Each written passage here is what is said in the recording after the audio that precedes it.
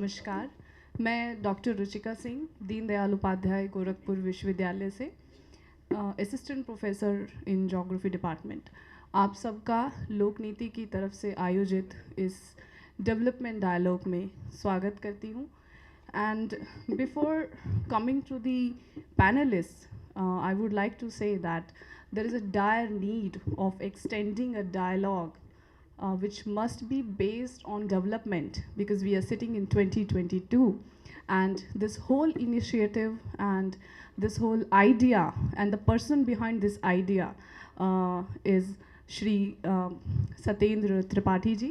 So I would like to call him on the dais at first so that he can give a crisp view of what he is expecting and what he is thinking to materialize from such kind of talks, because such talks, such dialogues and such debates on the issues of development where the whole notion is around. So I think I should be calling to the person behind the idea, Shri Satendra ji, to give his views and how he wanted to see this talk ahead. Thank you. धन्यवाद रुचिका जी।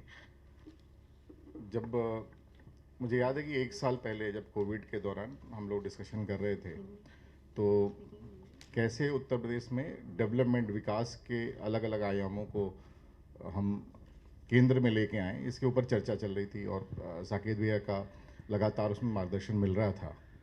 तो हम लोगों ने एक forum बनाया, UP young thinkers forum, जिसमें युवाओं को एक मौका देने का प्रयास हम लोगों ने स्टार्ट किया कि हम जो अलग अलग आयामों पे डिस्कशन कर रहे हैं उसे कैसे यूथ के साथ हम कनेक्ट करें।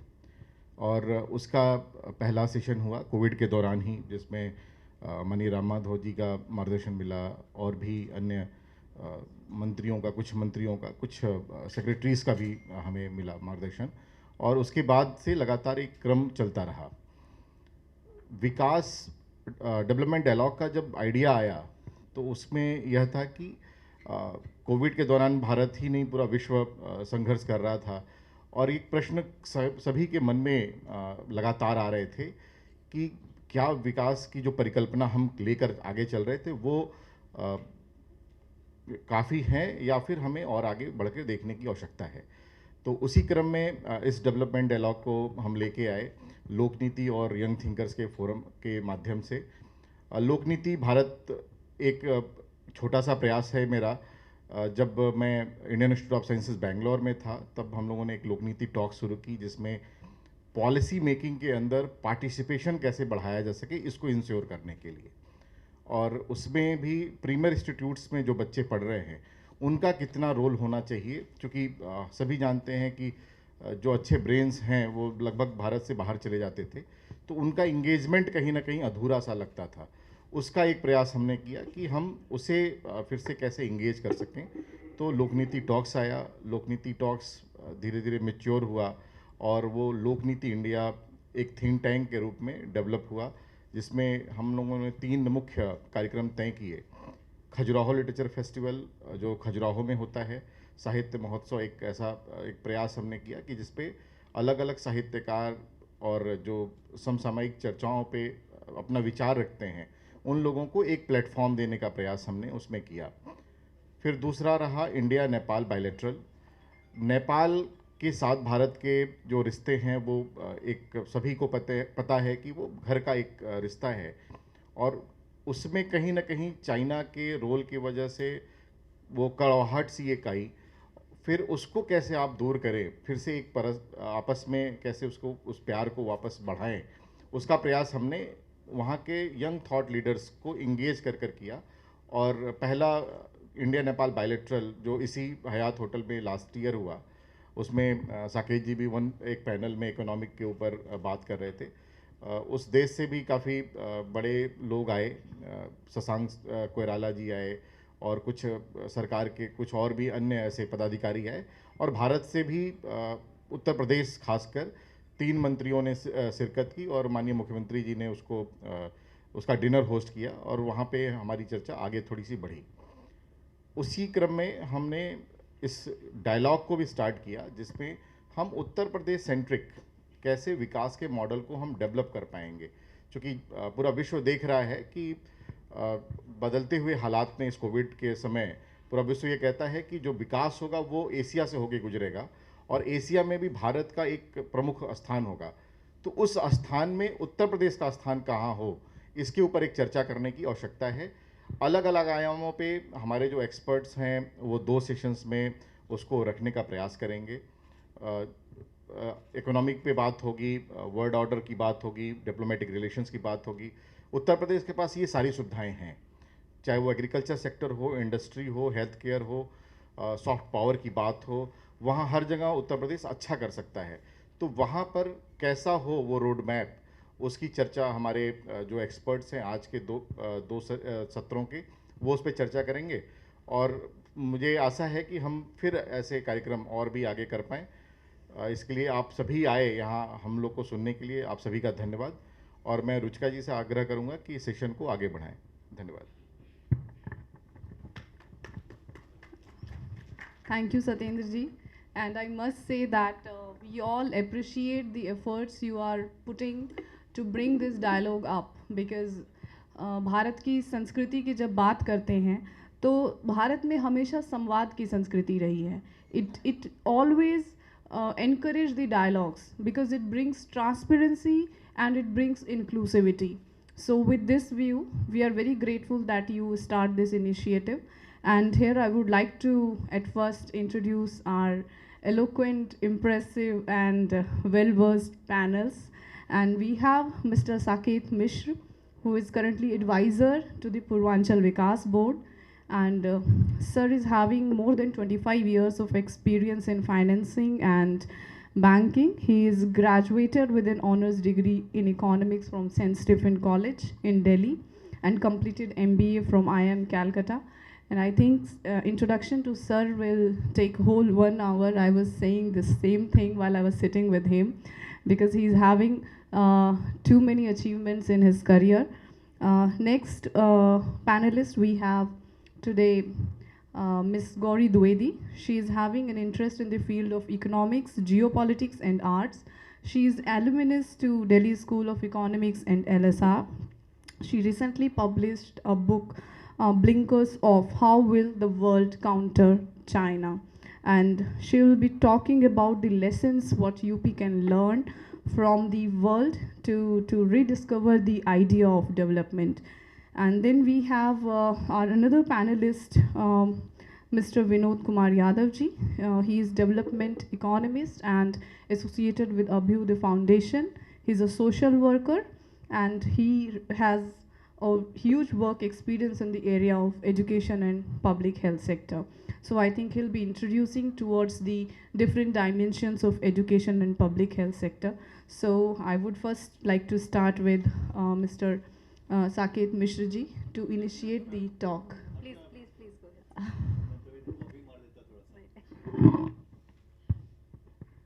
नमस्कार,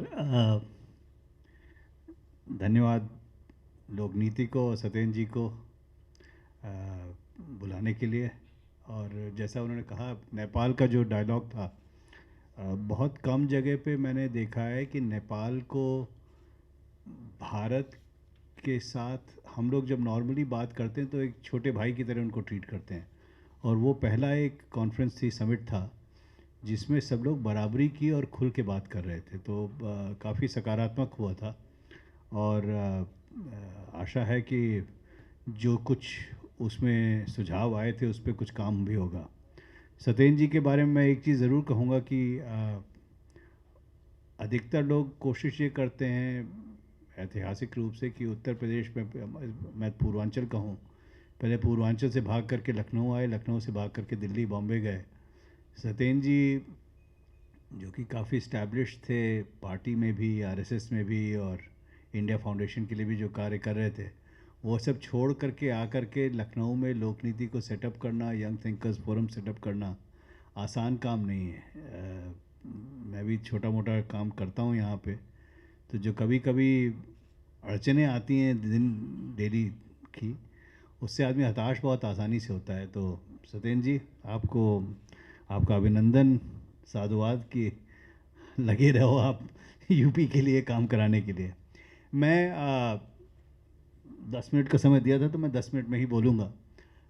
यूपी की पोटेंशियल की बात सब लोग करते रहते हैं, पर पोटेंशियल में शायद आप लोग को याद होगा 2 क्रिकेट के खिलाड़ी, मैं क्रिकेट बहुत मैं खेल पढ़ता कम था, खेल की ज़्यादा बात करता था, इसलिए मैं डी स्कूल नहीं गया।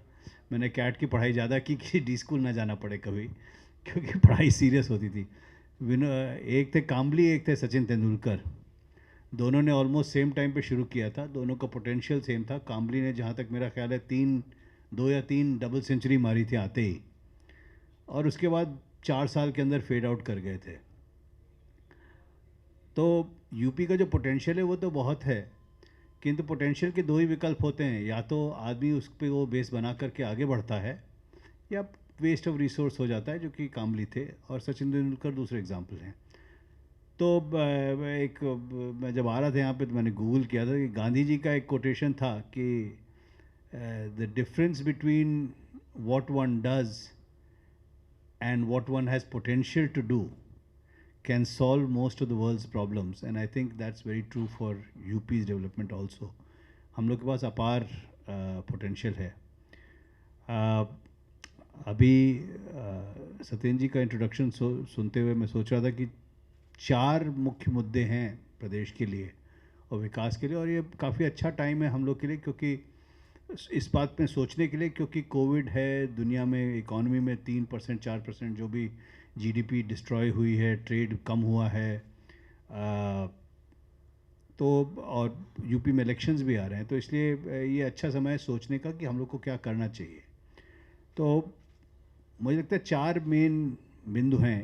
पहला है सरकार, और किस तरह से सरकार विकास के लिए कार्य कर सकती है, उसमें क्या परिवर्तन की ज़रूरत है। दूसरा है उद्योग और एंटरप्रेन्योरशिप, उद्यमिता। तीसरा कृषि, और चौथा मैं पर्यावरण, एनवायरनमेंट वगैरह को एक चौथा पिलर मानता हूँ, क्योंकि उसके बिना लॉन्ग टर्म में हम लोग नहीं चल सकते हैं आगे। संक्षिप्त में सरकार उत्तर प्रदेश में जो रही है, और हम लोग की शुरुआत से गवर्नमेंट फॉर कंट्रोल बन गई है instead of government for governance. दो मुश्किलें हुई हैं हमारी सरकार में। एक है गवर्नमेंट फॉर कंट्रोल, कि कितनी फाइलों को हम लोग रोक सकते हैं, कितनी फाइलों पे, हर चीज़ पे कितना। अभी आपने शायद पढ़ा होगा, कैबिनेट सेक्रेटरी ने भी कल या परसों काफ़ी सचिवों को केंद्र सरकार में डांटा है कि आप लोग हर चीज़ को रेफ़र क्यों करते रहते हैं, निर्णय क्यों नहीं लेते हैं। तो government for control versus government of governance requires a mindset change, कि फाइल कैसे रोकी जाए, उससे बदल करके अब नई टेक्नोलॉजी का इस्तेमाल हो। ईमेल 10 सेकंड लगता है किसी के पास, 10 सेकंड भी नहीं लगता है, मतलब माइक्रो सेकंड में पहुंच जाती है किसी के पास। क्यों नहीं हम लोग टेक्नोलॉजी यूज़ करते हैं कम्युनिकेशन के लिए। आज भी हम लोग पत्राचार, दो शब्द जो मुझे उत्तर प्रदेश सरकार में मतलब बड़ी कठिनाई देते हैं, एक है मंथन, दूसरा है पत्राचार। कि कोई काम ना करना हो तो पहले मंथन कर लीजिए, उसके बाद उसके ऊपर फॉलो पत्राचार शुरू हो जाता है। ये हालत है कि जब मेरे को पूर्वांचल विकास बोर्ड में अपॉइंट किया गया, तो जो चिट्ठी मेरे पास आई थी वो डीएम लोग के पास भी गई थी, मैं नाम नहीं लूँगा, एक डिस्ट्रिक्ट से वही चिट्ठी पत्राचार में मेरे पास वापस भेजी गई कि आपको अवगत कराया जाता है कि आपको पूर्वांचल विकास बोर्ड में अपॉइंट हुआ है। तो माइंडसेट चेंज की ज़रूरत है कि किस तरह से सरकार को गवर्नेंस की जाए, और उसके लिए हम लोग को कहीं ना कहीं टारगेट सेट करने होंगे कि ये फाइल किसके पास कितने दिन है। आज भी फाइल खो जाए, और बड़ा सिंपल है, आप हर फाइल में QR कोड लगा दीजिए। आधी 50% फाइलें आज सेंट्रल गवर्नमेंट में, मैं तो होम मिनिस्ट्री में चेक कर रहा था, करीब 30% फाइलें अब इलेक्ट्रॉनिक मोड में चल रही, वहाँ कागज़ है ही नहीं। टॉप सीक्रेट चीज़ है, कोई सेंसिटिव चीज़ है, वो अलग बात है, पर अधिकतर चीज़ें अब टेक्नोलॉजी में चल सकती हैं। सिमिलरली निर्णय लेने के लिए जो रिसर्च करना होता है, जिसके लिए 10 मंत्रालयों को लिखा जाता है, अधिक से अधिक चीज़ें आज की डेट में टेक्नोलॉजी में रहती हैं। तो मेरे हिसाब से थोड़ा सा बदलाव की ज़रूरत है वहाँ पे। दूसरा, गवर्नमेंट फॉर सरकार बन गई है हम लोग की, कि कौन सरकार में आता है उसके हिसाब से गवर्नमेंट चलती है। तो थोड़ा सा हम लोग को वापस संस्थागत रूप से इंस्टीट्यूशनलाइज गवर्नमेंट की तरफ जाने की ज़रूरत है, क्योंकि जब तक इंस्टीट्यूशनलाइज नहीं होगा तब तक हम लोग की कंटिन्यूएंस ऑफ पॉलिसी जो होनी चाहिए डेवलपमेंट की, जो कि मैं अगर कॉन्ट्रास्ट करूं कुछ और अन्य प्रदेशों से, आप कर्नाटका ले लीजिए, गुजरात ले लीजिए, महाराष्ट्र ले लीजिए, इन प्रदेशों में एक एडवांटेज हम लोग के प्रति रहा है कि वो लोग, सरकार बदलती है, कुछ पॉलिसीज़ बदलेंगी, कुछ चीज़ें बदलेंगी, किंतु जो प्रोसेसेस होती हैं वो ज़्यादा नहीं बदलती हैं, वो चलती रहती हैं। तो एक तो ये मुद्दा है सरकार बदलने का। दूसरा है कि सरकार अभी भी हम लोग का जो वेलफेयर का मॉडल था, वेलफेयर में आज भी हम लोग ये सोचते हैं कि जिसको जितना पैसा दिया जाए उनको चलता रहे, वही सरकार को रोल है। मेरा मत ये है कि सरकार को थोड़ा सा बदलाव लाना पड़ेगा। Instead of supporting people, they need to enable people. और उस इनेबलमेंट में क्या क्या करना है, चाहे वो एंटरप्रेन्योरशिप होगा जिसके बारे में बात करूँगा, या कैसे लोगों को अपस्किलिंग करना होगा, वो ज़्यादा ज़रूरी है rather than giving out. I mean crisis में तो जो काम हुआ है बहुत अच्छा काम हुआ है, मतलब मैं तो, मेरे पास शब्द नहीं है कहने के लिए कि जो राशन जैसे लोगों को, गरीबों को दिया गया है कोविड के बाद। परंतु हम लोग को थोड़ा सा फोकस बदलना पड़ेगा, क्योंकि उससे जो रिसोर्सेज खाली होंगी, उन रिसोर्सेज को जो असली गरीब है, जो असली अंडर प्रिविलेज्ड है, जो सदियों से हमारे देश में आगे नहीं आ पाए हैं, उनको मदद डायरेक्टली बेहतर देने की हालत में होगी सरकार। तो दूसरा पॉइंट ये था सरकार का। तीसरा, विकास के लिए जो हमारी स्थायी सरकारें हैं, लोकल गवर्नमेंट, चाहे वो गांव की हो या म्यूनिसिपल की हो, आज भी हमारे प्रदेश में जितनी तरह से वो सुदृढ़ होनी चाहिए, स्पेशली फाइनेंशियली, वो नहीं हो पाई हैं। तो ज़रूरत है कि चाहे वो अकाउंटिंग हो, कि म्यूनिसिपल कॉरपोरेशंस की कब अकाउंटिंग होती, कब नहीं होती, कहाँ पैसा स्पेंड हो रहा है, जो ट्रांसपेरेंसी आएगी उसमें भी ज़्यादा काम करने की ज़रूरत नहीं, क्योंकि सारे रूल्स हैं हमारे पास, केवल एग्जीक्यूशन की ज़रूरत है। तो मेरा सुझाव ये है कि कहीं ना कहीं हम लोग को पावर तो डेलीगेट किया है। आज मैं शायद कहूँ कि अगर आज ग्रामीण इलाकों को देखा जाए तो वहाँ की ग्रामीण लोकल गवर्नमेंट शायद बेटर है हमारी अर्बन लोकल गवर्नमेंट से। तो अर्बन लोकल गवर्नमेंट्स भी, क्योंकि अर्बनाइजेशन एक ट्रेंड है, उसको भी स्ट्रेंथन करने की ज़रूरत है, जिससे क्या। तो ये तो तीन चीज़ें हैं जो कि मुझे लगता है सरकार की तरफ से थोड़ी बदलें अगर आगे जाते हुए। और ये नॉन पॉलिटिकल चीज़ें हैं जो कि जिनका ऑलरेडी है, इन ये चीज़ें होनी चाहिए, इनको वापस लागू करना है, क्योंकि थोड़ा सा शायद कल्चर बन गया है पिछली सरकारों में, जिसकी वजह से हट गई हैं। दूसरा है प्राइवेट सेक्टर का रोल। और एक चीज़ तो मुझे जो जिसकी बेसलाइन है कि कभी कभी हम लोग एज अ कंट्री सफलता को बुरा मानते हैं, और मुझे लगता है कि सफलता कोई बुरी चीज़ नहीं है अगर अच्छे तरीके से हो और रूल्स को फॉलो करते हुए हो। तो एक तो वो माइंडसेट बदलना है, बट उससे ज़्यादा है कि हम लोग अभी भी जब इकोनॉमिक डेवलपमेंट, इंडस्ट्रियलाइजेशन की बात करते हैं, तो थोड़ा सा पुराने मॉडल की बात करते हैं कि वो एक्सपोर्ट लेड ग्रोथ हो जाए, बड़ी फैक्ट्री लग जाए। आज भी मैं अगर पूर्वांचल में जाता हूँ तो सब लोग कहते हैं एक चीनी मिल लग जाए तो लोगों को नौकरी मिले। अब चीनी, सच ये है कि दुनिया में लोग चीनी कम खाते हैं और कम खाते जाएंगे, तो जो चीनी मिल लगी हुई है वही नहीं चल पा रही है, तो आगे चीनी मिल लगने का क्या फ़ायदा है। तो जो ये थोड़े से आउटडेटेड मॉडल्स हैं, इनसे हमको बदल करके एमएसएमई की तरफ अपने को ढालना होगा। क्योंकि आप ये समझ लें, आज की डेट में मान लीजिए गाड़ी की भी कंपनी लग जाए उत्तर प्रदेश में आकर के, अगले 5 साल में जो टेक्नोलॉजी के एडवांस हो रहे हैं, उससे नौकरियां लोगों को नहीं मिलेगी। आप ये सोचें, ऑयल रिफाइनरी जो बड़ी से बड़ी होती है, उसमें 50 लोग भी नहीं काम करते हैं। बनाते समय तो सब लोग लगते हैं, उसका सब ऑटोमेटेड रहता है। तो हम लोग को एमएसएमई और टेक्नोलॉजी इनेबल्ड इंडस्ट्रीज़ के बारे में सोचना होगा, जिससे कि लोगों को रोज़गार प्राप्त हो, ना कि केवल ये जो पुराने थोड़े से मॉडल थे। ये भी ज़रूरी है, एक्सपोर्ट के बिना हम नहीं जी सकते, लार्ज इंडस्ट्री के बिना नहीं जी सकते, पर थोड़ा सा साथ साथ एमएसएमई के ऊपर ज़्यादा हम लोग को फोकस करना होगा। दूसरा पॉइंट है, कई सारी सेवाएं हैं, आप मेडिकल ले लीजिए, पता नहीं कितने लोग ग्रामीण इलाकों में जाते होंगे, पर पीएचसी सीएचसी में अगर आज आप जाके देखें, जो हमारे एस्पिरेशनल डिस्ट्रिक्ट्स हैं, जो गरीब डिस्ट्रिक्ट्स हैं पूर्वांचल के जैसे हैं, पीएचसी में डॉक्टर कभी कभी आता है, कभी नहीं आता है। आधे टाइम केवल बेचारी आशा और एमएस जो होती हैं वही लोग काम करती हैं। तो कई एजुकेशन में भी टू सम एक्सटेंट यही हालत हो रही कि स्कूल बने हुए हैं, बहुत अच्छे स्कूल हैं, टीचर नहीं मिल पाते।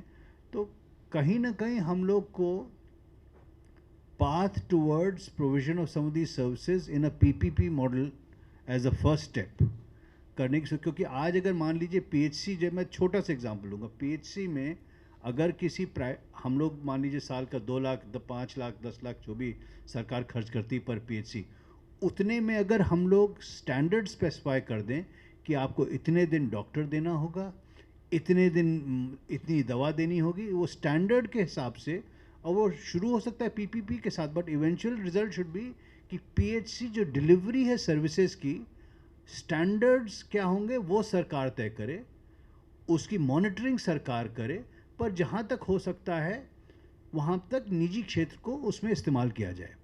उसका निष्कर्ष ये निकलेगा और उसकी नेक्स्ट स्टेप ये निकलेगी कि जब निजी क्षेत्र में ज़्यादा लोगों को आप इन्वॉल्व करेंगे तब एंटरप्रेन्योरशिप भी बढ़ेगी। आज की डेट में एंटरप्रेन्योरशिप, अगर मैं मान लीजिए कुछ नया खोलना चाहता हूँ तो लोग कहें इकोनॉमीज़ ऑफ स्केल चाहिए, आपको 200 करोड़ का इंडस्ट्रियल स्टेट खोलना पड़ेगा कुछ।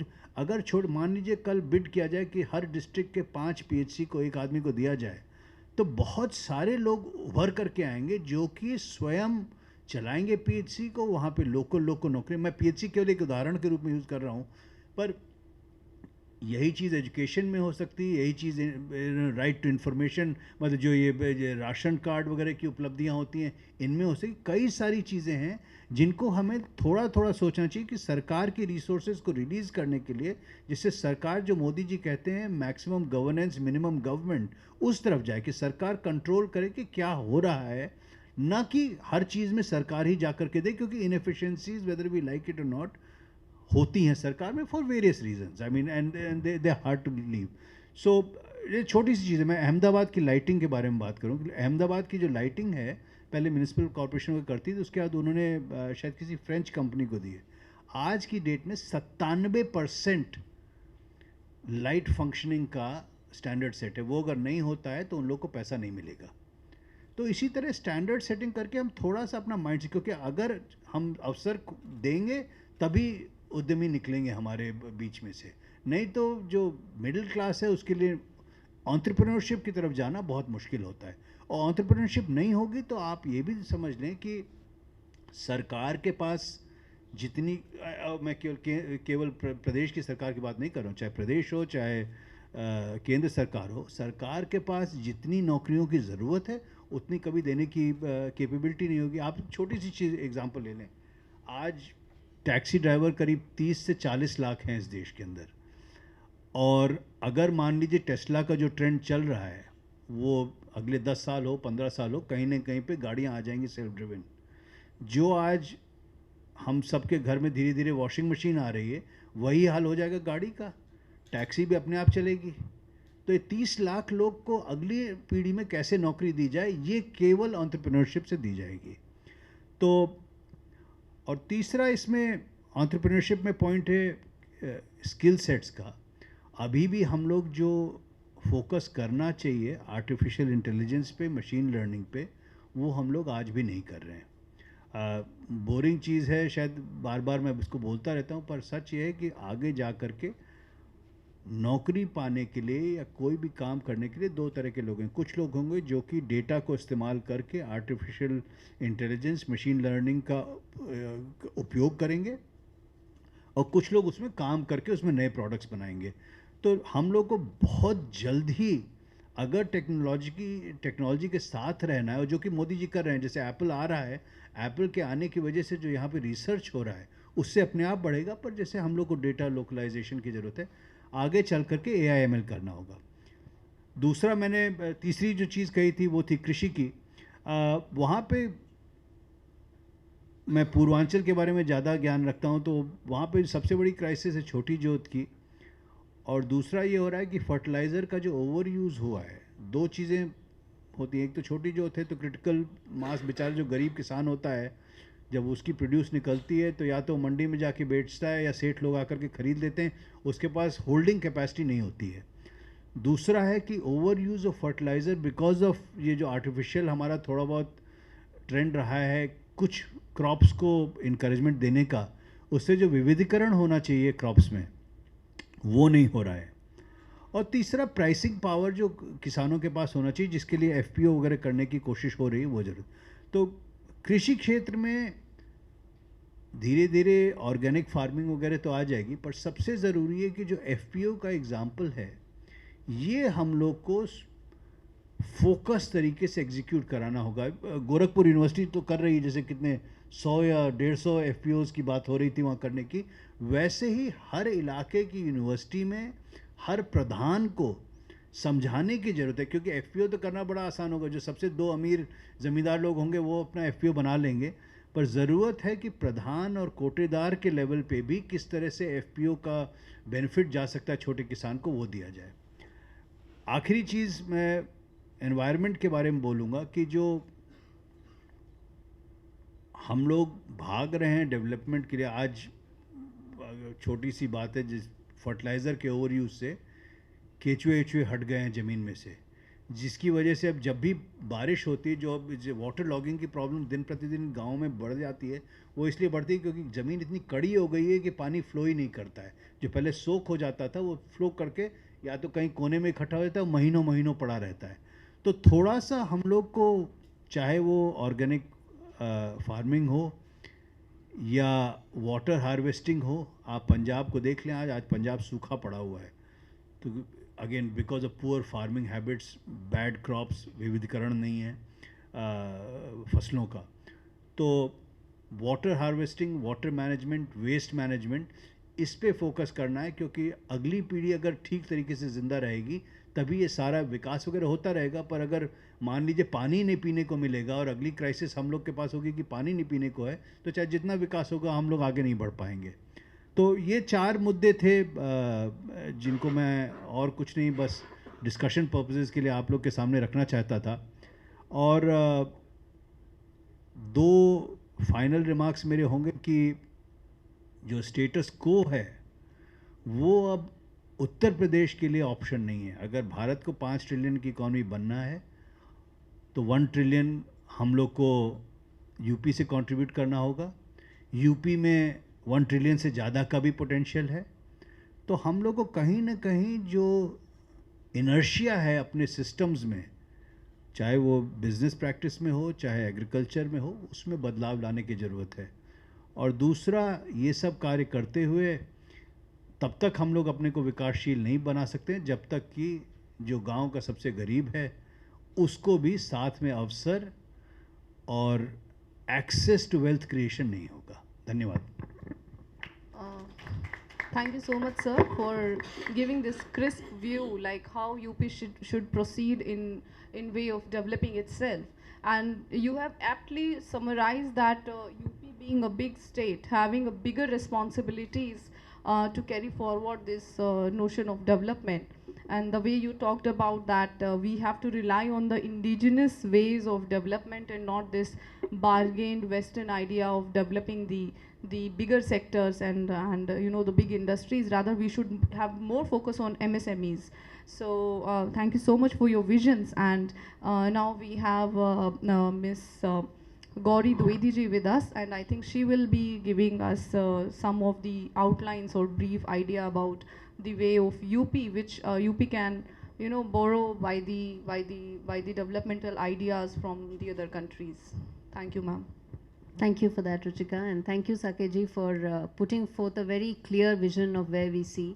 सबसे पहले तो मैं आई am very hearty, I am very very surprised, pleasantly surprised and happy कि इतवार की शाम को डेवलपमेंट के विषय पे इतने सारे लोग इकट्ठे हुए हैं इस सकारात्मक चर्चा को आगे बढ़ाने के लिए। तो वो अपने आप में इस बात का प्रतीक है कि विकास को लेके, डेवलपमेंट को लेके अब कितनी एक अर्जेंसी आ गई है पब्लिक डिस्कोर्स में, और वो बहुत ज़रूरी है अगर हमें आगे बढ़ना है। जैसे साकेत जी ने बोला कि यूपी को $1 ट्रिलियन होना पड़ेगा अगर देश को $5 ट्रिलियन होना पड़ेगा। यूपी के अगर कुछ आंकड़े मैं देख रही थी इधर आने से पहले, और साइज़ डज मैटर जैसे कहते हैं इंग्लिश में, बिल्कुल सही है। अगर आप यूपी को किसी भी पैरामीटर से, किसी भी स्टैटिस्टिक्स से आप देखें तो आप रियलाइज़ करेंगे कि अनरियलाइज्ड पोटेंशियल का बहुत बड़ा उदाहरण इस वक्त उत्तर प्रदेश है। किसी भी आंकड़े पे आप उसे ले लें, चाहे आप उसे लेबर पोटेंशियल के तौर पर ले लें, लैंड रिसोर्सेज के तौर पर ले लें, नेचुरल रिसोर्सेज के तौर पर ले लें, बहुत बहुत पोटेंशियल है यूपी में, एंड फॉर मेनी रीजंस वो कंटिन्यूस अनफुलफिल्ड रहती है। और उसको आगे बढ़ाने के लिए 3-4 मुख्य बिंदु हैं जिन पे काम करना पड़ेगा। और मेरा साकेत जी से थोड़ा सा एक मतभेद है, मुझे लगता है कि यूपी जैसे प्रदेश को आगे बढ़ने के लिए बड़े कारखानों की, बड़ी कंपनियों की, बड़े उद्योग की आवश्यकता है। ये मानना कि छोटे उद्योग से, लघु उद्योग से, एमएसएमई, माइक्रो एमएसएमई से हम आगे आकर पोटेंशियल पे आ जाएंगे, हो सकता है समय ज़्यादा लगेगा, पर क्या हमारे पास उतना समय है? Unfortunately we don't have time, because what we are looking at is immediate requirements of achieving major goals. जैसा मैंने कहा, उत्तर प्रदेश को आप किसी भी आंकड़े से नापें, आप रियलाइज़ करेंगे कि काफ़ी काम करने की ज़रूरत है और अर्जेंसी भी वहीं से आती है। साउथ कोरिया जैसा छोटा सा एक देश है, वो हमसे 1/5 आबादी पर है। चाइना से बहुत कंपनियां निकली पिछले साल कोरोना में, 21 कंपनियां अकेले साउथ कोरिया में आई। छोटा सा प्रदेश है, 5 करोड़ से कम की आबादी है, और आगे भी उनके यहाँ और कंपनियां आ रही हैं। बड़ी कंट्रीज़ छोड़ दीजिए, वियतनाम बड़ी कंट्री है साइज़ में और काफ़ी और उनके पैरामीटर्स हैं। क्यों बात कर रही हूँ मैं साउथ कोरिया की? इसलिए कि अगर वो कर सकते हैं तो उत्तर प्रदेश क्यों नहीं कर सकता? ऐसा क्या है जो साउथ कोरिया देता है या वियतनाम देता है जो अकेले उत्तर प्रदेश नहीं दे सकता? दुनिया भर का निवेशक जो है वो वहाँ जाता है जहाँ उसकी पूछ होती है। इन्वेस्टर्स अराउंड द वर्ल्ड वो हमारे घर के शादी के फूफा की तरह होते हैं, सिर्फ इनवाइट पे नहीं आते, अलग से बुलाने पर ही आते हैं, आओ भगत करने पर ही आते हैं। एक इन्वेस्टर समिट ज़रूरी है, नेसेसरी है, सफिशेंट नहीं है। आपको इन्वेस्टर्स के लिए और कुछ कंडीशंस, कुछ बेहतर ऑप्शंस, अपॉर्चुनिटीज़ देने पड़ेंगे, और वो इन सारे एवेन्यूज़ में हो सकते हैं, चाहे वो लेबर के तौर पर हो, चाहे वो लैंड के तौर पर हो, और नेचुरल रिसोर्सेज के तौर पर हो। हम ये भूल रहे हैं कि उत्तर प्रदेश में अकेले कारखानों की हम ग्रोथ की बात करें तो पिछले कुछ वर्षों में उसकी ग्रोथ कम हो गई है। मैन्युफैक्चरिंग जो है, मैं लेटेस्ट आंकड़े देख रही थी अभी, उत्तर प्रदेश की जो जीडीपी है उसका करीब 15% से कम पड़ता है, लेस देन 15% है मैन्युफैक्चरिंग। यूपी जैसे प्रदेश को इस वक्त चाहिए 30, 40, 50% जीडीपी जो है वो मैन्युफैक्चरिंग से आए। अकेले कृषि ये बोझ नहीं उठा सकता, अकेले एमएसएमई ये बोझ नहीं उठा सकता, सर्विसेज ये बोझ नहीं उठा सकता। आईटी कंपनियां अगर हैं भी तो वो कुछ पॉकेट्स में हैं, बट वो एम्प्लॉयमेंट ही नहीं जनरेट करती। इतना बड़ा आईटी सेक्टर इस देश में 1% नौकरियां प्रोड्यूस करता है। क्या वो हमारा भार उठा सकता है? नहीं उठा सकता। उठाने के लिए हमें बड़े कारखानों की ही ज़रूरत है। हाल ही में मेरी जो किताब आई चीन की, जिस पे रुचिका ने बात भी की, उसकी रिसर्च के दौरान मैंने चाइना की इकोनॉमी को थोड़ा सा पढ़ा। हम सब मानते हैं कि चाइना की इकोनॉमी में बहुत कुछ हुआ, बहुत बड़े बड़े निर्णय लिए और बहुत सारे निर्णय लिए गए। नहीं, 6 टाउन्स थे, सिर्फ 6 कोस्टल टाउन्स थे जहाँ से विकास शुरू हुआ। तो you don't need big 100 plans, you need 3 good plans, 3 good ideas that work. उन्हें काम करना है आपको उसी तरह से।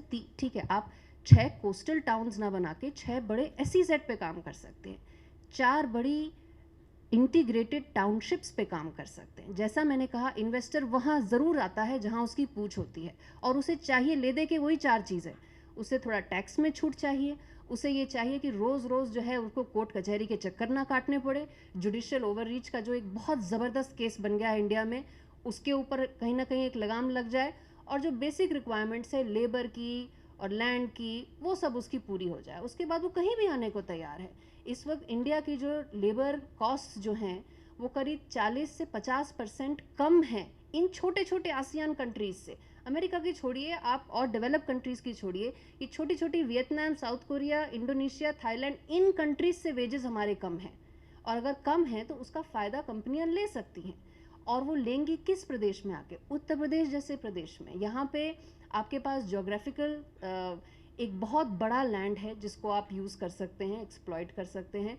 लेबर की एक बहुत अच्छी प्रोविज़न दे सकते हैं। और उसके अलावा एक security and safety of governance है। देखिए, एक स्टेबिलिटी ऑफ गवर्नेंस एक बहुत बड़ा फैक्टर होता है जो एक निवेशक को अट्रैक्ट करता है। अगर वो उत्तर प्रदेश ऑफ़र करता है आज की तारीख में जैसा वो कर रहा है, उसका फ़ायदा इन्वेस्टर्स ले सकते हैं, प्रोवाइडेड उन्हें एक ब्लूप्रिंट उनके सामने रखा जाए। और मुझे लगता है इन सब चीज़ों पर अगले कुछ वर्षों में अगर काम होगा तो जो 1 ट्रिलियन का हम लोग एक विजन लेके चल रहे हैं वो पूरा हो सकता है। बट शर्त है ये 3-4 बड़ी चीज़ें काम हो सके उस पर। कृषि को लेके बात की गई और कृषि में मैं देख रही थी कि हाल ही में इतने निर्णय लिए गए, इतना उसके ऊपर काफ़ी चर्चा हुई। पर मैं ये जानना चाह रही थी कि अगर हम यूपी एक बहुत बड़ा गैंजेटिक प्लेन्स का एक बहुत फर्टाइल एरिया है, तो ये एक प्रश्न मेरे मन में आया कि यहाँ पे एग्रीकल्चर को लेके अभी भी इतनी प्रोडक्टिविटी और इतनी कंट्रीब्यूशन क्यों नहीं हो पा रहा है। और उसका मैंने देखा, ऑफ कोर्स उसका बहुत बड़ा कारण ये है कि लॉन्ग टर्म नीतियाँ जो हैं उन्हें ओवरनाइट आप चेंज नहीं कर सकते, पर अगर आप उन पे काम करना शुरू करें तो आप देखेंगे over a period of time उस पर इम्पैक्ट आ सकता है। India has 4 times the fresh water that China has, but we still suffer from a drinking water problem and other problems. And it's not just UP, देश भर में आप देखिए, कभी चेन्नई में पिछले साल आप देखिए बाढ़ भी आई और पानी भी नहीं मिल रहा था, पीने के पानी की बहुत कमी आ गई। यूपी में उस तरह से कुछ एक आध बड़े आपने देखा कुछ एक इश्यूज आए। वो ये इसलिए आ रहे हैं because of agricultural related long term policies जिनके ऊपर थोड़ा सा काम करने की आवश्यकता है। एक आखिरी बात मैं ज़रूर बोलूँगी, वो है the cultural identity of UP. मुझे लगता है उसके ऊपर हम लोग एक प्रीमियम इतना अटैच नहीं करते जितना करना चाहिए। अगर आप यूपी के किसी भी हिस्से में जाएं, जो आपको पर्टिकुलर कल्चरल हेरिटेज उस एरिया का मिलेगा वो कहीं और नहीं मिलेगा, बट अनफॉर्चुनेटली वो कहीं आपको अच्छी तरह से मार्केट करा हुआ भी नहीं मिलेगा। हम हमेशा ये सोचते हैं कि जो ग्लासवेयर आता है दुनिया में वो नॉर्वे की बहुत अच्छी ग्लास फैक्ट्री से आता है या स्टॉकहोम की बहुत अच्छी ग्लास फैक्ट्री से आता है, बट हम इंटरनेशनल ग्लासवेयर को अपने फिरोज़ाबाद से क्यों नहीं अटैच करते? उसका बहुत बड़ा कारण ये है कि हम उस तरह से अपने आर्टिसंस को, अपनी आर्ट को, अपने कल्चरल हेरिटेज को प्रमोट नहीं कर पाते। मुझे विश्वास है अगर हम इस एरिया में अकेले काम करें तो that can be a major X factor, और वो एक्स फैक्टर जो है वो आपके सारे आर्टिसंस को ऑल ओवर फ़ायदा करेगा, not just in Firozabad, not just in Banaras, but even in Moradabad. Moradabad का जो आपका इतना बढ़िया सामान जो मिलता है उसको मार्केट किसने किया है आज तक? Unfortunately our babus may know everything, they are not marketing professionals. They can do everything, but they unfortunately cannot market what is so unique and so beautiful and so marketable as far as UP is concerned. ये 3-4 ऐसे क्षेत्र हैं जिन पे अगर हम काम करें, इससे एक ऑल राउंड डेवलपमेंट हो सकता है। हर जना कारखाने में नहीं काम करेगा, बट कारखानों के अलावा जो हमारी जो बाकी जो कल्चरल हेरिटेज है उसे कैसे हम बचाएंगे? उसे बचाने के लिए काफ़ी नहीं है कि हम सिर्फ ये बोलें कि तुम चूड़ियाँ बनाते रहो। भाई, तुम बनाने को तो बहुत कुछ बना सकते हो, प्रोवाइडेड हम बेचने को तैयार हो, हम में इतनी कुव्वत हो कि हम उसका सामान तो बेच सकें और वो दुनिया में बिकने लायक सामान है। और इसके लिए हमें, मुझे लगता है, काम करने की आवश्यकता है। ये 3-4 अगर बिंदुओं पे काम होगा, then I am very confident that हम जो $1 ट्रिलियन की बात कर रहे हैं, $5 ट्रिलियन की बात कर रहे हैं, हम एक और कॉन्फ्रेंस करेंगे जिसमें हम बोलेंगे कि 1 ट्रिलियन अचीव हो गया है, अब आगे की बात करते हैं। धन्यवाद। Thank you so much, ma'am, for putting your words in a line. But definitely, the way big manufacturing sectors will provide multiplier effect to the economy of UP, the same way we have a scheme, one district, one product, and this ODOP is not just supporting the speciality or special identity of district and workers associated with different industries, rather it is also providing diversification of economy. And this is about protecting, about supporting, and about encouraging the local artisans. And because I'm associated with Gorakhpur, and I have closely worked with the Aurangabad, one small village which is associated with the terracotta, and I have seen how this ODOP program has really supported the artisans there, and it increases their purchasing power parity, and the whole economy will definitely undergo one day into the multiplier effect. So definitely we just don't need to follow the Western ideas of development, or rather we did not to just focus on the MSMEs. Rather, we need the desired UP way of the development, I should say. Uttar Pradesh वाला नया तरीका विकास का, जिसके अंदर हमें शायद दोनों चीज़ें चाहिए। और इसी के साथ अब मैं इनवाइट करना चाहती हूँ विकास जी को, and he will be speaking on health and education sector probably. Thank you so much, sir. Thank you. मेरा नाम विनोद यादव है। पर विकास अच्छा लग रहा है आज आज आज आज मेरा नाम विकास है, डेवलपमेंट। सत्येंद्र जी ने कल बताया मुझे, और मुझे लग रहा है कि बहुत ही एक सार्थक अच्छा प्रयास है कि हम लोग विकास के बारे में बातचीत कर रहे हैं, और ज़्यादा से ज़्यादा इस तरह के कॉन्वर्सेशंस, डायलॉग्स होना चाहिए।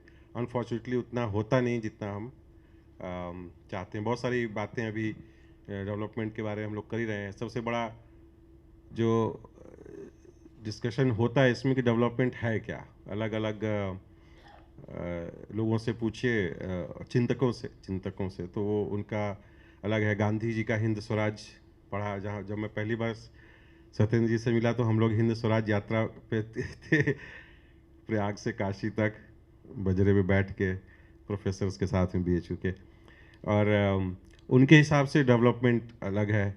मैं गोरखपुर से ही पढ़ा, इंजीनियरिंग कॉलेज से, उसके बाद कुछ साल रिफाइनरी में काम किया। साहब आपने बिल्कुल सही कहा, एक नई रिफाइनरी सेटअप किया जो उसकी आधी कैपेसिटी के लोग 2000 लोग काम करते थे। नई रिफाइनरी पानीपत में सेटअप किया, उसमें 500 लोगों ने काम करना शुरू किया। बाद में वॉल स्ट्रीट में गया, मैं न्यूयॉर्क में ट्रेडिंग करता था। एक ट्रेडर बैठ के पूरा हेज फंड मैनेज कर लेता था, AI और उसमें ट्रिगर्स लगा के। तो चीज़ें बड़ी डिफरेंट है, और डेवलपमेंट का मतलब भी बड़ा ही अलग अलग है। अपने ही यहाँ देखिए, मैं पिछले कुछ वर्षों से वापस भारत में आके काम करने की कोशिश कर रहा हूँ। पिछले 3 सरकारों को ही देखता हूँ, तो उनसे जब उनके लोगों से बात करता हूँ तो डेवलपमेंट 2007 से 12 बसपा की सरकार थी, तो डेवलपमेंट उनके नेतृत्व के लिए बड़ा ही अलग मीनिंग रखता था। उसके बाद सपा की सरकार आई, भाजपा, तो सब अलग अलग मीनिंग रखता है। किसी के लिए है कि हमारे जो डिफरेंट सोशल ऑर्डर में एम्पावरमेंट कैसे क्रिएट करें, जो लोग बहुत ही जिसको रिप्रेजेंट करते हैं, जिस भी कॉन्स्टिट्यूएंट को, क्या वो मेन स्ट्रीम से जुड़ा हुआ है, क्या वो सपने देख सकता है। अमर्त्य सेन कहते हैं development as freedom, the more freedom you give that is the development. How much choice, how much agency you are having, development है। इंडस्ट्रियलाइजेशन इज़ अनदर एस्पेक्ट, जो भाई साहब ने भी बोला और मैडम ने भी कहा। और बहुत सारी चीज़ें हैं। मुझे लगता है कि जो डेवलपमेंट मैं समझता हूँ, मुझे लगता है कि सारी चीज़ें हैं। प्रत्येक व्यक्ति को समझना चाहिए कि उसके पास पर्याप्त फ्रीडम है अपने टैलेंट को डेवलप करने का, और जो कुछ भी संभव है किसी भी और नागरिक के लिए वो खुद भी कर सकता है। देश में इस तरह की संभावना है उसके लिए। एक चीज़ जो मुझे समझ में आई, जो सत्येंद्र जी ने भी शुरू में ही बोला था, साकेत जी ने भी बहुत बोला कि government and control. I think decision making level पे जो कंट्रोल होना चाहिए गवर्नमेंट का, वो मॉनिटरिंग ज़्यादा, कंट्रोल कम होने से बहुत ही चीज़ें एक डीबॉटलनेकिंग होगी। और जैसे कि मैंने फेमिन्स के बारे में पढ़ा है, और ये जो भी अभी जो एपिडेमिक में जो भी हमने देखा, बहुत सारे ये पूरी दुनिया हतप्रभ रह गई कि क्या कर सकते, किसी को कोई आइडिया नहीं था, चाहे वो एक्सपर्ट हो चाहे वो। पर बहुत सारी चीज़ें मैंने देखा कि बिल्कुल ही बंधी हुई हैं और नहीं हो पा रही हैं, सिर्फ इसलिए कि डिसीज़न मेकिंग बहुत ही कंट्रोल्ड है। और अनफॉर्चुनेटली प्रदेश में मैं देख रहा हूँ पिछले 10, 12, 15 सालों में या उसके पहले भी अध्ययन करता हूँ, तो इतना ज़्यादा कंट्रोल्ड है कि हम लोगों को जो बेनिफिट मिलना चाहिए कॉम्पिटेंट का, फॉर एग्जांपल इस समय मुझे लगता है कि जो जितना नेतृत्व जो इतना कॉम्पिटेंट और इतना हार्ड वर्किंग हमारे माननीय मुख्यमंत्री जी, हर आदमी बोलता है कि ना एक्सट्रीमली हार्ड वर्किंग, फाइल्स जितनी फाइल्स अभी वो देख पाते हैं उतना मुझे लगता है कि जिन लोगों ने पंचम तल पे शास्त्री भवन में पहले भी काम किया है अलग अलग लोगों के साथ, उनका ही कहना है कि जितनी फाइल्स माननीय मुख्यमंत्री जी अभी देखते हैं मुझे लगता है कि कोई और मुख्यमंत्री देख पाता होगा। बट कंट्रोल का इतना सिचुएशन है कि सेंट्रलाइज्ड डिसीजन मेकिंग होने से मैं कई बार जो विभागों के जो अध्यक्ष होते हैं या मंत्री लोगों से बात करता हूँ, मुझे कहीं ना कहीं वो कंस्ट्रेंड लगते हैं डिसीजन ले पाने में, छोटे छोटे डिसीजन में। तो मुझे लगता है कि ये व्यवस्था हो सकता है कि हमारा ये स्ट्रक्चरल इशू हो सकता है कि कोई एक व्यक्ति रातों रात न ठीक कर पाए, है ना। बट मुझे लगता है कि एक इम्पॉर्टेंट इनपुट हो सकता है इस फोरम से हमारी लीडरशिप को, कि वो हम इतने बड़े स्टेट में जहाँ पे 22-23 करोड़ 24-25 करोड़ लोग रहते हैं, वहाँ पर डिसीज़न लेने के लिए व्यवस्था में या इंस्टीट्यूशनल सेटअप में कुछ लोग हैं, उनको भी अगर हम कंस्ट्रेन करेंगे तो अल्टीमेटली बहुत सारी चीज़ें छूट ही जाएंगी, है ना। तो ये एक बहुत इम्पॉर्टेंट चीज़ मैं बड़ा फील करता हूँ जिससे सिस्टम सफोकेट करता है और एंड में उसका रिजल्ट डेथ्स होती हैं। अगर हम पब्लिक हेल्थ टर्म्स में बात करें या कोरोना के टर्म्स में बात करें, तो ये किसी भी टाइम में कोई भी आज से 10 साल पहले या कोई भी जो स्ट्रक्चर है होता तो ऐसा ही होता। मुझे लगता है कि उस पे बात होनी चाहिए। और मैं इसलिए बोल रहा हूँ कि जहाँ के डिस्ट्रिक्ट मजिस्ट्रेट्स का एक ग्रुप था जो मार्च अप्रैल में, उन सबों का इंटरनल ग्रुप था और I was somehow privy to that and they were April middle की बात है, they were all you know just crying in a crisis कि मेरे पास 8 घंटे 10 घंटे 20 घंटे का ही ऑक्सीजन बचा है, और they were all having this inputs weeks before. मुझे लगता है कि जब मैं अपने इस तरह के ब्यूरोक्रेट्स को देखता हूँ, I think they are very competent. फिर मैंने IIT कुछ लोगों से बात किया, और आप है ना, तो 30-40 लाख रुपए में एक ऑक्सीजन प्लांट बन सकता था। होपफुली है ना ऐसा होगा कि जो या पहले कुछ डिसीजन इस तरह से लिए जा सकते based on the signals we were having, तो इस तरह की चीज़ें रोकी जा सकती थी। सिटीज़न लेवल पे जो एंगेजमेंट, मैं इसलिए बोल रहा हूँ कि जब ये सब कंस्ट्रेंट होते हैं, इस तरह कंट्रोल्स अननेसेसरली तो नहीं बोलूँगा, बट जिस तरह कंट्रोल अगर हमको बॉटल नेक क्रिएट करते हैं, तो हमारे जो ह्यूमन पोटेंशियल है, जो ह्यूमन एंटरप्राइज है, वो कहीं ना कहीं उसका गला घुट जाता है ना, वो काम नहीं कर पाता। और मैं इसलिए बोल रहा हूँ कि मुझे सबसे ज़्यादा जो पॉसिबिलिटी दिखती है वो एक सामान्य आदमी की क्षमता में, जो ह्यूमन पोटेंशियल में जो दिखती है, कि अगर हम उसको ज़रा सा शिक्षित कर दें, न भी करें। आपने देखा होगा मेरे यहाँ जो मेड आती है वो बिल्कुल ज़ीरो एजुकेटेड है, बट मैं उससे इतना इम्प्रेस होता हूँ उसके काम करने से, उसके हार्ड वर्क से। मुझे लगता है उसके अंदर छोटे सा अगर आप एक एलिमेंट डाल दें शिक्षा का, तो वो बहुत ही ऐसे हर आदमी कोई ना कोई को जानता है, तुरंत आप सबके दिमाग में आ गया हो कि वो आदमी पढ़ा नहीं है लेकिन ब्रिलियंट है। तो मुझे लगता है कि जो इंडिविजुअल कैपेसिटी को एक्सपैंड करने की जो आवश्यकता है वो सबसे ज़्यादा है, और वो हम में से हर व्यक्ति अपने आसपास कुछ न कुछ कर सकता है। और मेरे एक प्रोफेसर होते थे हार्वर्ड में, लैंड प्रिचर्ड, लैंड बहुत ही भारत आते रहते थे, तो हमसे अक्सर एक ही बात बोलते हैं कि भारत की समस्या या किसी भी डेवलपिंग कंट्री की जो सबसे बड़ा जो मोस्ट बाइंडिंग कंस्ट्रेंट होता है डेवलपमेंट का, वो होता है प्राइमरी एजुकेशन, प्राथमिक शिक्षा। और भारत में प्राथमिक शिक्षा और इंस्टीट्यूशंस, दो चीज़ें ऐसी हैं जिस पे काम करने की आवश्यकता है। प्राथमिक शिक्षा से क्या होगा? मुझे लगता है प्राथमिक शिक्षा से इसलिए होगा कि हर व्यक्ति के अंदर कम से कम एक बेसिक रीज़न डेवलप हो जाएगा जिससे वो अपना सोच सकता है, कोई उसे बरगला नहीं सकता। और इंस्टीट्यूशन क्या है कि अगर वो सही रास्ते पे चल रहा है तो कोई गलत आदमी उसको इसलिए नहीं रोक लेगा क्योंकि वो ज़्यादा पावरफुल है। इंस्टीट्यूशन बैलेंस करता है, इक्वलाइजर को सही का सपोर्ट देता है। यही दो चीज़ें चाहिए जिस पे कि हमें काम करने की आवश्यकता है। हम काम कर रहे हैं क्योंकि जब वो होगा तो हम सिटीजन्स को एंगेज कर पाएंगे, और जब एंगेज करेंगे तो बहुत सारी चीज़ें अपने आप डेवलप होने लगेंगी। क्योंकि मैं आपको उदाहरण देता हूँ, अभी बात आई नेपाल की। आप दुनिया में किसी भी नेपाली से मिलिए जो पढ़ा लिखा है, आपको लगेगा कि नेपाली है, आप उसे हिंदी में बात करेंगे वो आपसे नफरत करेगा। आपको आइडिया नहीं है क्यों नफरत करेगा, क्योंकि आप तो सोचेंगे अरे ये तो नेपाली है, मेरा भाई है ना, सीता जी के देश का है।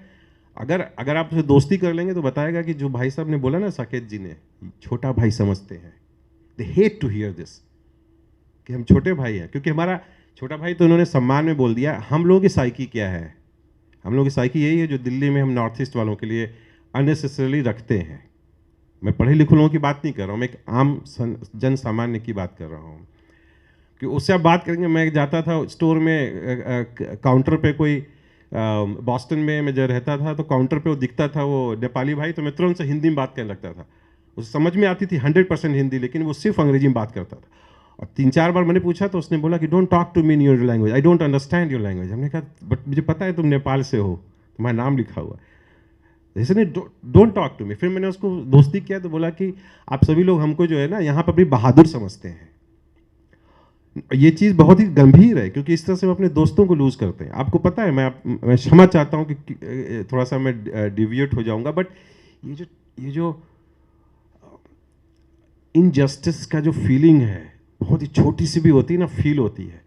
मैं उसका एक उदाहरण दूंगा, कि मैं नहीं दूंगा वो उदाहरण क्योंकि वो ठीक नहीं होगा, बट मुझे लगता है कि सिटीजन लेवल पे इंगेज करना, और इस तरह की गलतियां हम लोग बहुत सारी करते हैं, तो मुझे लगता है कि ये बहुत आवश्यक है। उसका सोल्यूशन ये इस तरह के फोरम्स ही हैं, है ना। हम जहाँ लोगों को बताएं कि किस तरीके से वो जो एक मूवी आई थी पिंक, उससे मैं बड़ा प्रभावित हुआ। मैं उसको रोज़ ऐसे ही देखता हूँ, हफ्ते में एक बार देखता हूँ। मेरा वो कोर्ट में जो 2-3 चीज़ें जो स्टीरियोटाइप्स बना लेते हैं, स्टीरियोटाइप्स बना लेते हैं। मेरे साथ कुछ कॉलीग्स हैं, मेरी भतीजियाँ, मैंने सबको बोला तुम सब स्कॉर्पियो चलाना सीखोगे। सबने 2 हफ्ते में मुझसे बढ़िया स्कॉर्पियो चलाती हैं। स्कॉर्पियो, वो सेडान कार नहीं, स्कॉर्पियोस। क्योंकि वो लगता है कि भाई इंजन है उतना ही चलेगा, आप चाहे ट्रक चलाओ तो भी। बट जो स्टीरियोटाइप्स है ना, ये बहुत ही नुकसान पहुंचाता है। और इससे हमारे जो नॉट ओनली इंडिविजुअल रिलेशनशिप में, हमारे जो ऑर्गेनाइजेशनल और कलेक्टिव रिलेशनशिप को भी इम्पैक्ट करता है। जो नेपाल की बात किया ना, तो ये बात है। नेपाल में एक से एक लोग हैं, नेपाली हैं। श्रीलंका का एक आदमी है, श्रीलंका के बारे में। और श्रीलंकन क्यों भाई साहब, श्रीलंकन ने एक से एक सिलिकॉन वैली में ना एंटरप्राइज क्रिएट किए हैं। संजय करके था, बहुत सारे लोग हैं। ये चीज़ हम लोगों के, और ये चीज़ इंटरनेशनल लेवल पे है, हमारे सामाजिक स्तर पे भी, जिसको कि हमारे चिंतक हैं, हमारे जो श्री राम माधव जी भाई साहब हैं, वो लगातार इसी पे काम कर रहे हैं। श्री कृष्ण गोपाल जी भाई साहब हैं, लगातार इसी चीज़ पे काम कर रहे हैं, किस तरह से हम ये समाज के अंदर जो इस तरह के जो डिफरेंसेस हमारे मस्तिष्क में बैठ गए हैं, जिनकी आवश्यकता है, हम चाहते हैं कि उसको ख़त्म करें। किस और नेक्स्ट स्टेप क्या हो सकता है? मेरे ख्याल से डेवलपमेंट का जो प्रारंभिक, जो हमारा जो as an thinkers and academicians, आप लोग जो इतने जो पुस्तक लिखा है, उन्हें ऑथर हैं, वो समाज मतलब इतने बड़े बोर्ड के ना एडवाइज़र हैं। बड़ा अच्छा लगता है मुझे, है ना, जब ये लोग इस स्तर पे आके अपना चिंतन शेयर करते हैं। वो लगता है कि वो एक आवश्यकता है। यूपी के डेवलपमेंट का जो मुझे लगता है कि नेचुरली जब हम बड़ा स्टेट है, बड़ी संभावनाएं हैं, और हम देखते हैं जीडीपी के हिसाब से चेक करना मुझे बड़ा ही कई बार प्रॉब्लमेटिक भी लगता है। आई मीन आज की तारीख में आप तुरंत राइट नाउ रियल टाइम में देखिए कि एप्पल का मार्केट कैपिटलाइजेशन ज़्यादा है कि हमारे देश का जीडीपी ज़्यादा है। मुझे लगता है कि टिम कुक आके एप्पल दे के पूरे हिंदुस्तान को खरीद सकता है, साथ में 1-2 प्रोडक्ट रख भी लेगा अगर मार्केट कैप एप्पल का ज़्यादा है तो। मुझे लगता है कि दैट हैज़ है ना, कि है ना, that has, I mean doesn't mean कि एप्पल जैसी छोटी सी कंपनी भारत, तो मुझे लगता है GDP is not a very good mean, but it is a good you know indicator. हमने 1 ट्रिलियन का एक प्रोजेक्ट शुरू किया था सर यूपी में, बहुत ही है ना जोश से। अभी कुछ ही दिनों बाद मैं पूछा अधिकारियों से कि क्या स्थिति है, तो पता चला कि उसको तो कई महीने पहले उसके लिए बहुत ही बड़ा कुछ टेंडर वेंडर निकाला गया था। बड़े बड़े कंसल्टिंग फर्म्स ने किसी को रिटेन भी किया था। Finally that has been wrapped up, that is not working anymore. So we are not chasing 1 trillion economy anymore. I am not very unhappy about that, कि ठीक है वो एक फिर से कर लेंगे। और दिस इज़ ट्रू कि हम 1 ट्रिलियन से ज़्यादा के पोटेंशियल है, ठीक है ना। मुझे लगता है कि हमारे जो फंडामेंटल्स हैं, हमारे जो बेसिक्स हैं, वो अभी भी अलाइंड नहीं है। एक जो हमारा जो बेस्ट पोटेंशियल रियलाइज़ करने का जो रास्ता है, और वो रास्ता इन्हीं छोटे छोटे डिस्कशन से निकलेगा, और हम ही लोगों के हाथ में है। वो सरकार जो करना है वो तो करेगी ही, हम लोग भी कुछ ना कुछ कर सकते हैं। Thank you very much. Thank you so much, Vinod sir. and I'm so sorry for announcing your name wrong at first, I should admit it. And thank you so much for introducing us to different philosophical ways of development, which I think we should start with. That we have Gandhian way of development, we have different approaches of development, and every approach is leading to the increasing the choices, कि हम कैसे अपनी choices और options को बढ़ा सकें. और ये सही बात है कि जब तक कलेक्टिव कॉन्शियसनेस डेवलप नहीं होगी तब तक एक नेशन बिल्डिंग का जो थॉट है वो शायद डेवलप करने में बहुत कठिनाई आए. और हमारे सभी पैनलिस्ट ने इस बात को तो बताया है कि यूपी किस तरह भरा हुआ है पोटेंशियल से. और जब हम 2021 के सेंसस एस्टिमेट्स को देखते हैं, 24 करोड़ की आबादी वाला एक प्रदेश जो कि पूरे भारत का 18% है टोटल जनसंख्या का, definitely it is having a huge population base which has a huge human resource, skilled, unskilled, every type of labor we have, and we have to convert them, जैसे कि साकेत सर ने बोला, enabling population. So our government is way forward looking to it. और मैं अब थोड़ा सा समय लूँगी कि जहाँ से मैं आती हूँ, जो मेरी कर्म भूमि है गोरखपुर, जब मैं पूर्वी प्रदेश के सबसे पूर्वी हिस्से में बैठ के यूपी को देखती हूँ तो यूपी एक land of Buddha, then land of Rama, land of Shiva, and you know, when I see the whole aspects, whole potentials of UP, you know, I see a whole lot of tourism aspect, whole lot of cultural identity is inherited by UP. So why this is that it is being ignored by now, and this is how our, you know, so when we talk about the different ways, you know, the Yogi government is setting up by creating different expressways which are the arteries of the new development pulses, you know, Bundelkhand expressway which will be joining the whole area which was neglected. You know, this will definitely give the economy multiplier, and we can imagine the whole agenda or whole paradigm of new development in UP, new ways of development in UP. And now I would like to invite if some questions from the audience, if they are interested to ask our panelists. सवाल खड़े होते हैं इसलिए मैं खड़ा हो जा रहा हूँ. सवाल से पहले मैं अपना परिचय देना चाहूँगा. मैं अमर आनंद हूँ, दिल्ली से सीनियर टीवी जर्नलिस्ट हूँ और इवेंट जर्नलिज्म के कंसेप्ट पे काम कर चुका हूँ. गोरखपुर में अरमान तिरंगा करके आया था जहाँ की ये मैडम है. अब सवाल, सरकार और सरोकार कितने आसपास हैं और क्यों? दूसरा, आज की तारीख में 2 कोरोना के बाद मैंने ये महसूस किया है कि युवा भारत में उम्मीद की बहुत ज़रूरत है, क्योंकि जितनी विकास की बातें हो रही उसमें युवा भारत का एक बड़ा रोल होगा. तो उस उम्मीद जगाने के लिए डेवलपमेंट से जुड़े लोग क्या कर रहे हैं, ये हम जानना चाहते हैं. Thanks. Thank you so much for the question. Anyone from our panelists who would like to answer?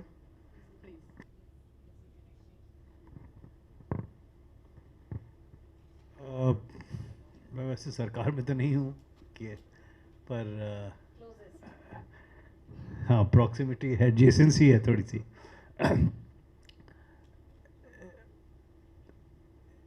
Conventional answer तो बड़ा सिंपल है कि स्किलिंग हो रही है.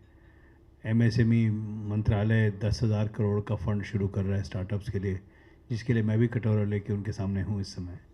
मैं यंग तो नहीं हूँ पर स्टार्टअप जरूर करने की कोशिश कर रहा हूँ.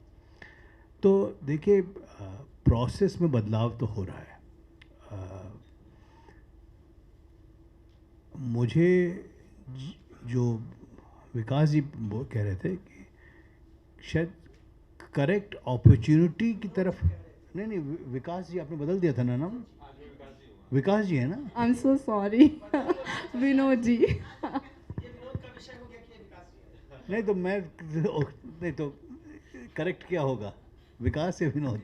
No, Vinod ji talking on Vikas. अच्छा, ओके, तब ठीक.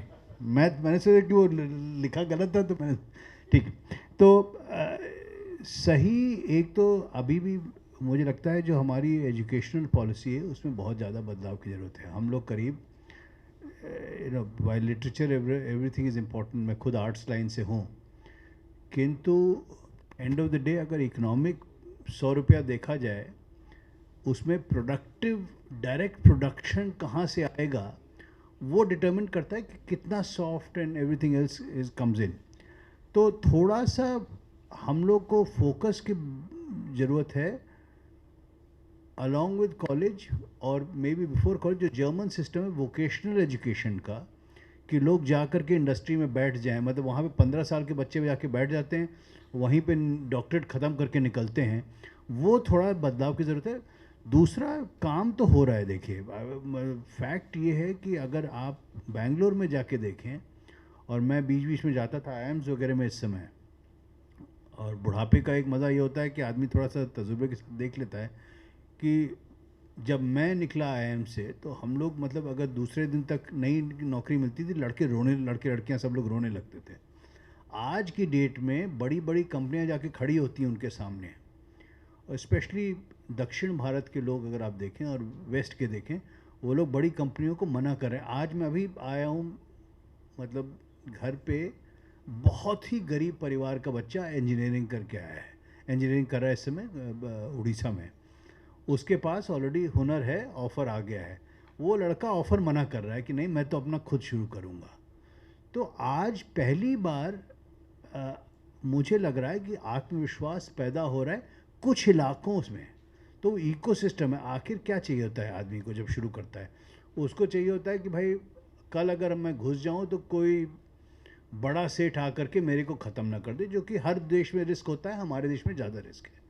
वो धीरे, competition policy is very important for that. दूसरा है कि कैपिटल मिलता है कि नहीं। अभी तक कैपिटल भारत में नहीं आता था। पिछले 5 साल में ये, मतलब I may not be a big believer in some of the unicorns that are coming in, परंतु आज नए नए बच्चे सोच सकते हैं कि मैं 5,000 6,000 करोड़ की कंपनी खड़ा कर सकता हूँ। तो दूसरा कैपिटल आ रहा है। तीसरा, जो मेंटल माइंडसेट बदला है। अगर मैं कहता अपने पिताजी को कॉलेज से निकल करके कि मैं जा रहा हूँ अपना स्टार्टअप करने, तो कान पकड़ के 2 थप्पड़ मारते पहले ज़ोर से, कहते पहले जाके खाना तैयार करो, बहुत तुम्हारे ऊपर खर्चा हुआ है, जाकर के नौकरी करो। आज अगर बच्चा कहता है कि मेरे पास पिताजी कुछ अच्छा है, तो at least upper middle class and rich में लोगों को शर्म नहीं आती कहते हुए कि मैंने शुरू किया है और मैंने फेल किया है। चौथा जो अच्छी चीज़ हो रही है, जो कि अगेन माइंडसेट फ़र्क है, कि पहले होता था कि अगर कॉलेज ख़त्म किया तुरंत नौकरी नहीं पाई तो फेलियर हो जाता था आदमी। आज अगर आदमी कुछ दिन जा कर के स्टार्टअप करके उसके बाद फेल करके आता है, या नौकरी छोड़ करके वापस करना चाहता है, तो प्लान बी जो कहते हैं वो हो रहा है। तो मेरे हिसाब से धीरे धीरे बढ़ रहा है। उत्तर प्रदेश के अगर स्पेसिफिक जाए तो यहाँ पे एक तो कॉन्फिडेंस का अभाव, जो आपने कहा, बहुत कस के है यहाँ पे। क्योंकि यहाँ पे जब बच्चा पैदा होता है तो उसको कहा जाता है सरकारी नौकरी ले लो जा करके। फिर सरकारी नौकरी के बाद कहा जाता है कि अब अपने गांव से या अपने डिस्ट्रिक्ट से कभी ट्रांसफ़र ना कराओ। तो प्रमोशन भी चाहिए, डिस्ट्रिक्ट से हटना भी नहीं चाहिए, और नौकरी भी हमेशा की चाहिए। वो जब तक ये आदमी नहीं सोचना शुरू करेगा कि अगर मैंने नौकरी सरकार की नहीं की और मैंने मोबाइल का वेस्ट मैनेजमेंट, या जो सोना निकलता है हर मोबाइल का वेस्ट मैनेजमेंट करके, वो भी शुरू करके मैं पैसा कमा सकता हूँ, तब तक यहाँ पे थोड़ा सा तो एजुकेशन, लोकल एजुकेशन में बदलाव की ज़रूरत है। पर यहाँ पे यूपी में स्किल टैलेंट बहुत है, कॉन्फिडेंस की ज़रूरत बहुत है, पर आ रहा है। मुझे अब कभी कभी मुझे बुरा लगता है, क्योंकि कुछ बच्चे आते हैं और कहते हैं नहीं जी मैं तो ये नौकरी नहीं लूँगा, तो मुझे थोड़ी जलन भी होती है और बुरा भी लगता है। पर कॉन्फिडेंस मेरे हिसाब से आ रहा है। ज़रूरत यह है कि जब बच्चे फेल करें उनके लिए बैकस्टॉप बहुत ज़रूरत है। Thank you so much, sir, for your answer. And because we are running short of time, our next session is on hand. So, you want to ask still, sir? Okay. मैं doctor VK Singh, नीम रत्न, मैंने नीम पे काम किया है और मैं आपके तीनों लोगों के बातों से सहमत हूँ। मैडम के एक बात से सहमत नहीं हूँ, बड़ी बड़ी इंडस्ट्री की जो बात करती हैं, किया आपने। इस यूपी में 26 स्पिनिंग मिलें थीं और एक मिल में 2,500 लोग काम करते थे। मैं उसका फैक्ट्री मैनेजर था और वो मिलें बंद हो गई। ठीक है, हाँ ठीक है। बड़े इंडस्ट्री से आप यदि लेबर जनरेट करके उसको खुश करना चाहते हैं, उसके साथ और भी कई कंपोनेंट होते हैं, दुकानें हैं और लोकल और भी चीज़ें हैं।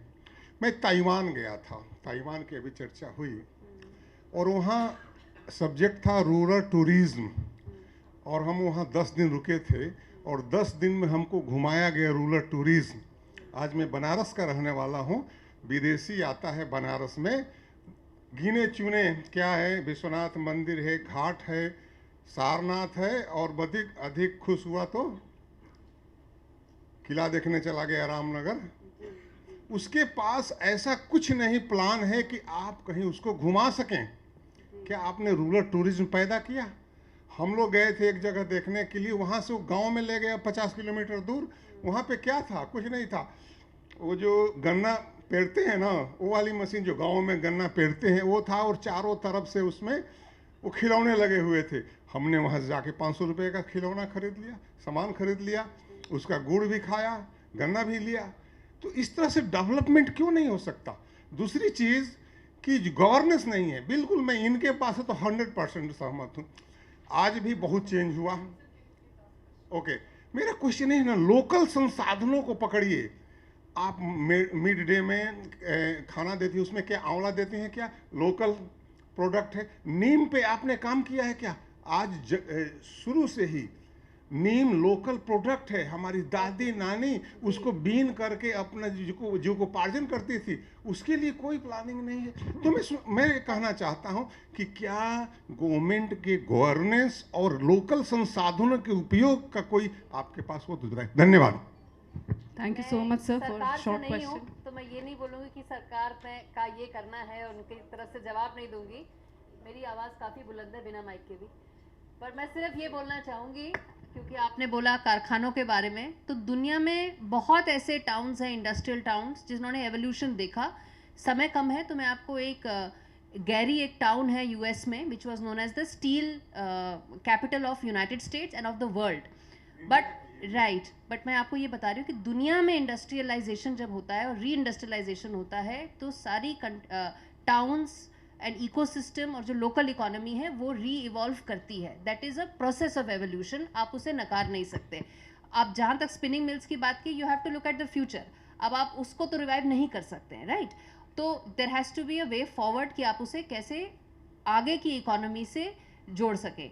जहाँ तक नीम और आयुर्वेद का आपने बात की, वो एक सेपरेट चर्चा का विषय है, वो आज नहीं इंक्लूड करूँगी। रूरल टूरिज्म की जो आपने बात की, टूरिज्म यूनिक है हर कंट्री का, हर एक स्टेट का, हर एक सिटी का, हर एक टाउन का। उत्तर प्रदेश का टूरिज्म आप सिर्फ यहीं की बात करिए, इतना कुछ है दिखाने के लिए कि उसे रूरल टूरिज्म क्यों दिखाना है। टूरिज्म की बात करें तो एक विदेशी टूरिस्ट यहाँ पे आएगा तो कम से कम 6 हफ्ते गुजार के जाएगा, $6,000 तक स्पेंड करेगा, और उससे जो मल्टीप्लायर इफेक्ट होगा वो आपको इकोनॉमी में दिखेगा। Tourism can not be replicated by any other economy. Taiwan इतनी छोटी सी कंट्री है, 10 चीज़ें नहीं है वहाँ पे घुमाने के लिए, 1000 चीज़ें हैं यहाँ पे घुमाने के लिए, और फिर भी टाइम कम पड़ जाएगा विदेशी टूरिस्ट के लिए। Thank you. बस एक मैं क्लैरिफिकेशन करूँगा कि मेरा आपसे एकदम नहीं मतभेद है। मैं ये नहीं कहता कि बड़ी इंडस्ट्री नहीं आनी चाहिए, बड़ी इंडस्ट्री बहुत ज़रूरी है। तो एक तो वो क्लैरिफिकेशन ज़रूरी है, और वो इंडस्ट्री नहीं आएगी उससे एंसिलरी इफेक्ट बहुत ज़रूरी होता है। मेरा केवल ये था कि जो एक्सपोर्ट लेड ग्रोथ है वो नहीं। दूसरा एक चीज़ मैं कहूँगा, जो किला है, किला के बगल में जो लस्सी मिलती है वो भी बहुत अच्छी है बनारस की, उसको पिए बिना नहीं जा सके। पर टूरिज़्म में बस 10 सेकंड के लिए ये कि आज की डेट में सबसे बड़ी प्रॉब्लम भारत में क्या है। सिंगापुर जैसे देश में भारत से ज़्यादा टूरिस्ट जाते हैं, क्योंकि जब टूरिस्ट यहाँ पे आता है तो टूरिस्ट सेफ नहीं फील करता है, नंबर 1। नंबर 2, कहीं पे भी उसको डिटेल नॉलेज नहीं मिलती है। अगर छोटी सी चीज़ें हम लोग अगर हर अपने संग्रहालय में सिंपल चीज़ वाईफाई के साथ, आज की डेट में सबके पास वाईफाई है, और ये मैंने by the way UP tourism को बोला था पर कुछ हुआ नहीं। इसमें आप डाल दीजिए कि हर जगह जा कर के आप QR कोड लिंक करिए, उसके बाद तुरंत वहाँ का क्या है कि इसमें मूर्ति किसने बनाई क्या आ जाएगा, तुरंत आ जाएगा। छोटी छोटी चीज़ें हम लोग को करनी हो। पर biggest challenge to India is कि यहाँ पे जब आदमी आता है तो सुरक्षित नहीं फील करता है। नहीं तो यहाँ पे आप बलरामपुर जाइए, नेपाल के जंगल में बैठ कर के 5 दिन जाए। बुद्धिस्ट सर्किट सत्येंद्र जी इतने दिन से काम कर रहे हैं, वो तो बताएंगे आपको कि जो आपने बात की एकदम 100% सही, कि हम लोग बना नहीं पा रहे हैं उसको। बुद्धिस्ट सर्किट में हालत ये, क्योंकि डर के आते हैं कोरियन और जापानीज़, बस में आते हैं, जय करते हैं, भाग जाते हैं। उसी के बगल में आप एक वो अच्छा मेडिटेशन का थोड़ा अंग्रेज़ी बोलते हुए लगा दीजिए, $1000 दे करके आदमी कहेगा वेरी गुड यू नो, यही सब चलता रहेगा। Thank you sir and definitely जैसा कि पूरी टॉक से समझ में आया कि यूपी को एक यूनिक वे ऑफ डेवलपमेंट चाहिए, way of its own kind, जहाँ पे हम बड़ी इंडस्ट्रीज़ को भी लगाएंगे और एमएसएमई को भी प्रमोट करेंगे. And this is how UP is encouraging. In terms of tourism, we are setting up 3 new international airports to lure or attract the international tourists in UP. So enough talks, and I think our panelists have definitely given us some idea that how the way of development should be carried forward in terms of governance, in terms of cultural identity, in terms of collective consciousness towards nation building. So now I would like to invite Raghuvendra ji, who is coordinator of this whole event. At first, he needs a big round of applause, and he'll be honoring Saket ji with a shawl.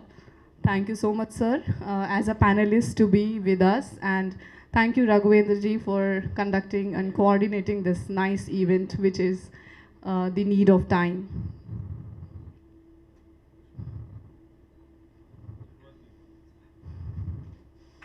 Thank you, sir, to be with us tonight. Now I would like to invite Ankur Dikshit ji to present the honor to Vinod ji.